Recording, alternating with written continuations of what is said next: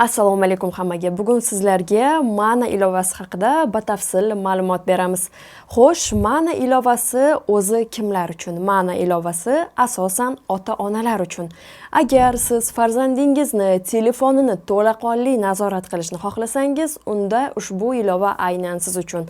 Bizning ilovamiz orqali siz farzandingizning telefonini, chiquvchi kiruvchi qo'ng'iroqlarini, qayerga borayotganini, undan tashqari kamerada nimalarni syomka qilayotganini, hattoki ovozini ham eshitsangiz bo'ladi.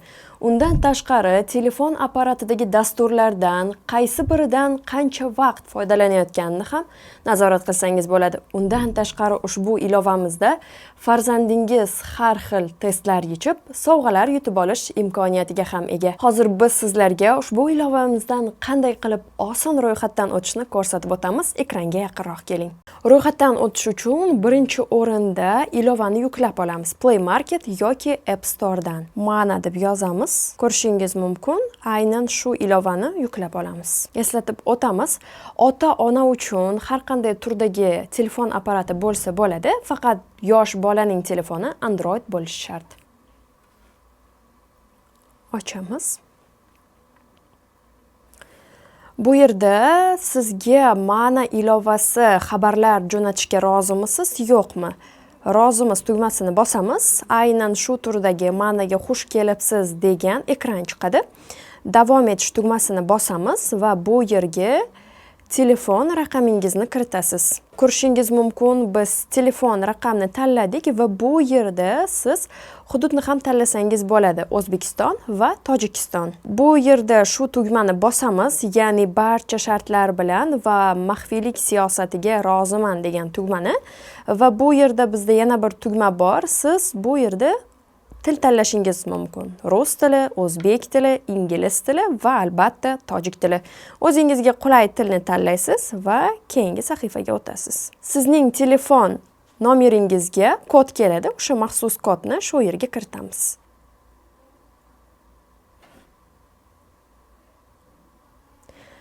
Va mana biz dasturga kirdik. Endi ushbu tugma orqali ma'lumotlarimizni boshqarishimiz mumkin bo'ladi.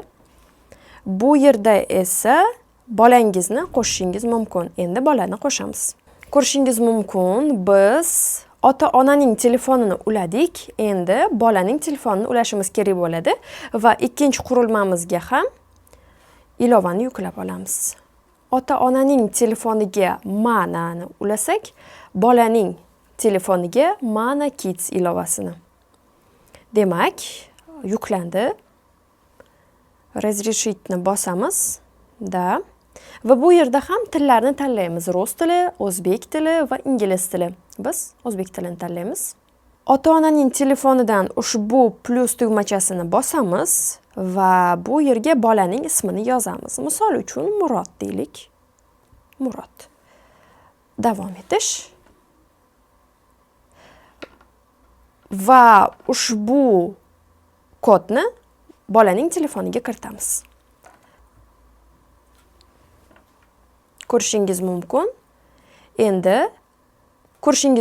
Endi ba'zi bir ruxsatlarni yoqib chiqishimiz kerak bo'ladi. Joylashuvga ruxsat berish. Bu orqali siz bolangiz qayerda va elektron devor va shu kabi funksiyalar ishlashiga zamin yaratasiz. Buni yoqamiz. Kameraga kirishga ruxsat berish.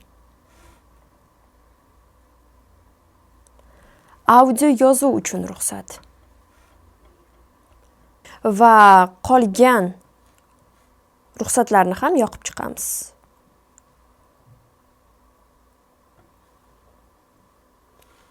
Ko'rishingiz mumkin, barchasini yoqib chiqdik. Va albatta sozlash yakunlandi. Ko'rishingiz mumkin, nastroykada ushbu bo'lim chiqadi va albatta Mana Kids adminni ham yoqib qo'yishimiz kerak bo'ladi.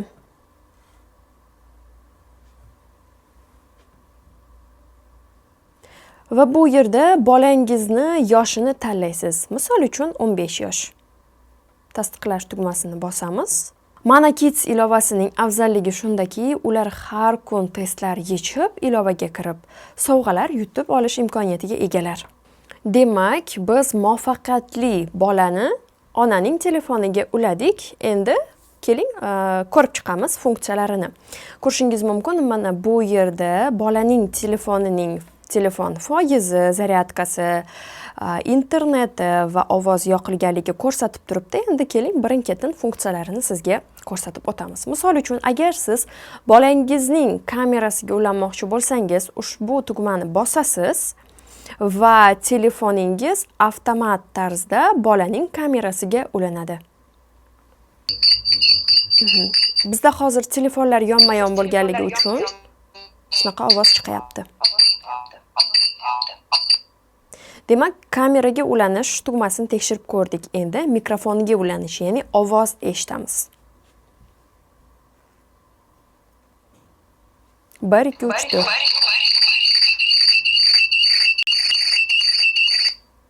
Demak, biz ovozni ham eshita oldik. Endi biz aynan telefon ekranini kuzatishimiz ham mumkin. Demak, ko'rishingiz mumkin. Bolangiz qaysi ilovalarga kiryapti, telefonidan qanday o'yinlar o'ynayapti, qanday saytlarga kiryapti. Umuman olganda ekranini to'laqonli nazorat qilishingiz mumkin. Keyingi funksiya bu bolaning ko'rsatkichi. Bu yerda bolangiz test yechganda uning jadval ballari va albatta qanday sovg'alar yutib olgani sizga ham ko'rinib turadi. Foydalanish vaqti. Bu yerda bolangiz qaysi ilovadan qancha vaqt davomida foydalangani ko'rsatib turadi. Misol uchun, umumiy qismdan Mana Kids 9%, Telegram 5% va bu yerda ko'rishingiz mumkin soat, minutlari va hattoki soniyalargacha ko'rsatib turibdi. Bu yerda sizning shaxsiy akkauntingiz, farzandlaringiz, qo'llanmalar bu yerda. Undan tashqari bog'langan qurilmalar, tilni o'zgartirish imkoniyatlari bor. Undan tashqari ushbu funksiya siz kartani 3D formatda ko'rishingiz mumkin bo'ladi. Undan tashqari ushbu panjara deyiladi, ya'ni siz bolangiz uchun hudud belgilab berasiz va agar bolangiz o'sha hududdan chiqadigan bo'lsa, sizning telefon apparatingizga signal keladi. Bu tugmamiz orqali siz do'stlaringizga ulashishingiz mumkin ilovamizni. Bu esa bolangiz yurgan yo'llarini marshrut sifatida chizib beradi. Va albatta ilova bilan bog'liq qandaydir savollaringiz bo'lsa, siz bemalol ushbu tugmani bosib, bizning qo'llab-quvvatlash markazimiz bilan bog'lanishingiz mumkin bo'ladi. Hozir sizlarga qanday qilib ilova uchun to'lov o'tkazishni ko'rsatib o'tamiz. Buning uchun ushbu uskunalar bo'limiga kiramiz va shaxsiy akkauntimizga kiramiz. Ko'rishingiz mumkin, bu yerda bizda 1 yillik va 1 oylik tarifimiz bor. Deylik, biz 1 yillik tarifni sotib olmoqchimiz. Tanlaymiz va to'ldirish tugmasini bosamiz. Va bu yerda siz Click, PayMe va Paynet orqali to'ldirishingiz mumkin bo'ladi. 1 yillikda siz 90 daqiqa kunlik kameradan foydalanish, undan tashqari 120 daqiqa kunlik mikrofondan foydalanish imkoniyatiga ham ega bo'lasiz va shu orqali siz hisobingizni to'ldirib, bemalol ilovadan foydalanishingiz mumkin bo'ladi. Hisobingizni to'ldirganingizdan keyin, deylik 1 yillik yoki 1 oylikni tanlab, tarifni aktivlashtirish tugmasini bosasiz. Va shu bilan sizning xaridingiz muvaffaqiyatli amalga oshiriladi. Ilovadan foydalanayotganingizda agar ilova ishlamay qolsa, quyidagi narsalarni tekshirishingiz kerak bo'ladi. O'zi qachon ilova ishlamay qoladi? Qachonki bolaning telefonida internet yoki Wi-Fi o'chgan bo'lsa. Undan tashqari agar bolaning telefoni o'chib yongan bo'lsa, ilovaga kirib, aynan shu joyga kirib, ruxsatlar bo'limini tekshirish kerak bo'ladi va deylik kamera, joylashuv, mikrofon, shunga o'xshagan hammasi qo'shilgan bo'lishi kerak bo'ladi. Agar o'chib qolgan bo'lsa, qayta ruxsat berib yuborish kerak bo'ladi. Va albatta xabarlar, уведомление bo'limida ham bolaning telefonida o'chirishimiz kerak bo'lmaydi va hammasi doimiy yoqilgan turishi kerak bo'ladi. Eng ahamiyatli jihati shundaki, bolaning telefonidan ilovani shunchaki o'chirib bo'lmaydi. O'chirish uchun aynan shu joyga kiramiz va udalить tugmasini bosamiz. Aynan shunda ilova o'chadi. Ko'rishingiz mumkin.